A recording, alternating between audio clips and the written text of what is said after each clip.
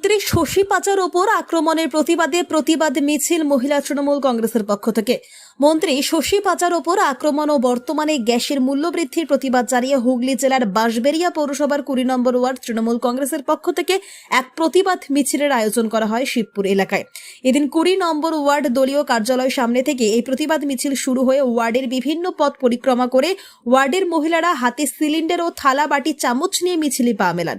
এর পাশাপাশি মন্ত্রী শশী পাচার ওপর আক্রমণের প্রতিবাদ জানিয়ে এদিন পার্টি অফিসের সামনে তারা অবস্থান বিক্ষোভে বসে। এদিন উপস্থিত ছিলেন ওই ওয়ার্ডের কাউন্সিলর সহ ওয়ার্ডের স্থানীয় মহিলা নেতৃত্বরা।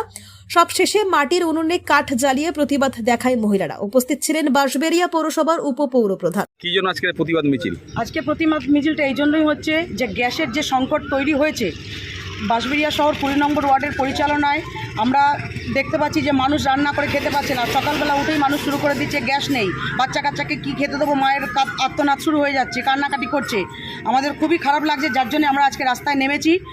আমাদের মিছিল আজকে আমরা করব। তার মধ্যে আমাদের মন্ত্রী শশী পাচারকে আক্রমণ করেছে বিজেপি, তার জন্য আমরা রাস্তায় আজকে বয়কট আন্দোলন করব, রাস্তা আমরা অবরোধ করব, এখানে বসবো, সবাই ধর্নায় বসবো। কেন বিজেপি আমাদের নেত্রীর গায়ে হাত দেবে?